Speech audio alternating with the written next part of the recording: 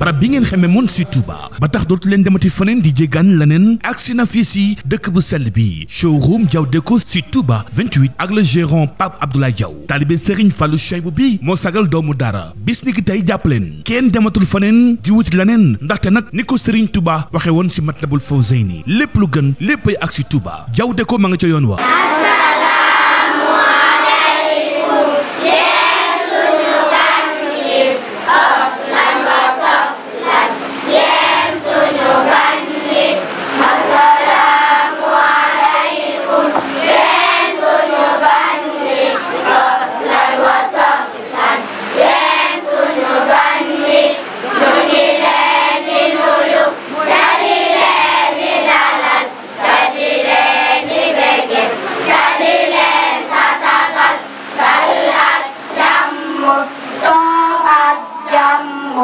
dellu ak jàmm dem fekki jàmm dal ak jàmm toog ak jàmm dellu ak jàmm dem fekki jàmm képp ku fi ñëw tey lépp lu fi aw yiw Yàlla na ko Yàlla ful sotti ko ci seen kaw képp ku fi ñëw tey lépp lu fi aw yiw Yàlla na ko Yàlla ful sotti ko ci seen kaw amiin amiin nee leen amiin Yal na Yàlla faj sunu aajo yi amiin amiin amiin nee leen amiin Yal na Yàlla faj sunu aajo yi amiin amiin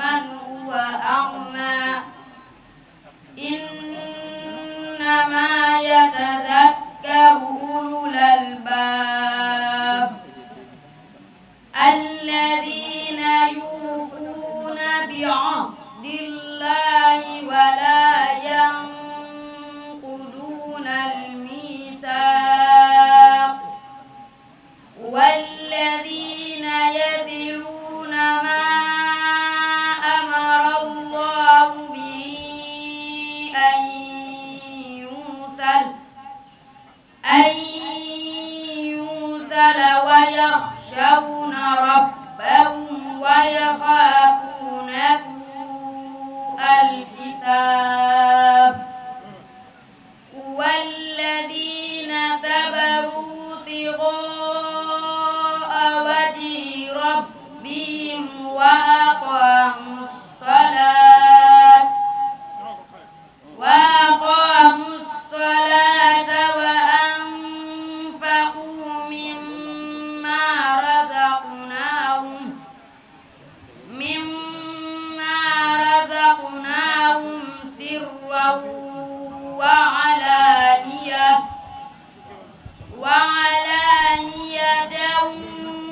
ويدرؤون بالحسنة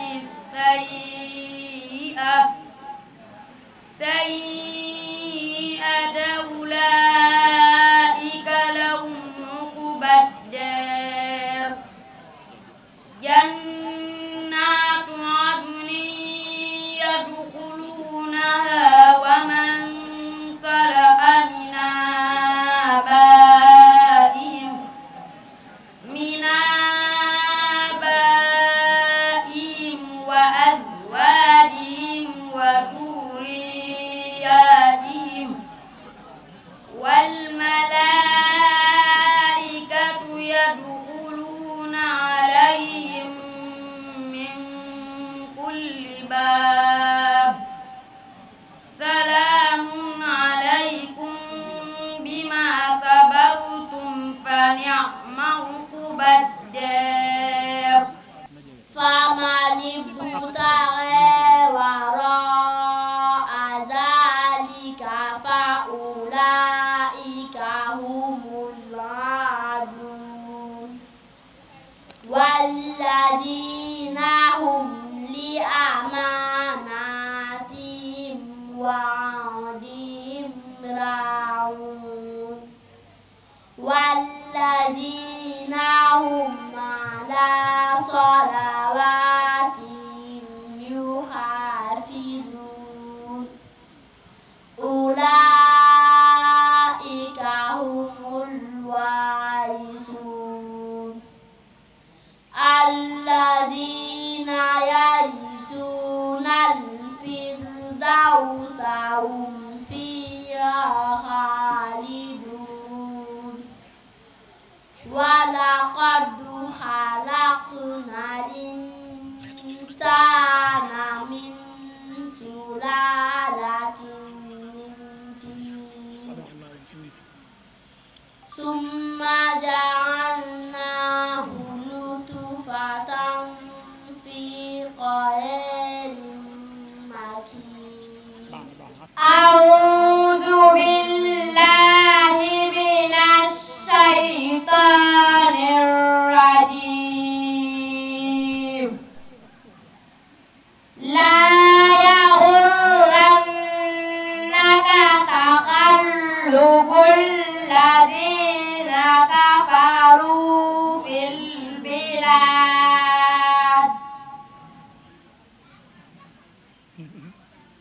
متاع قليل ثم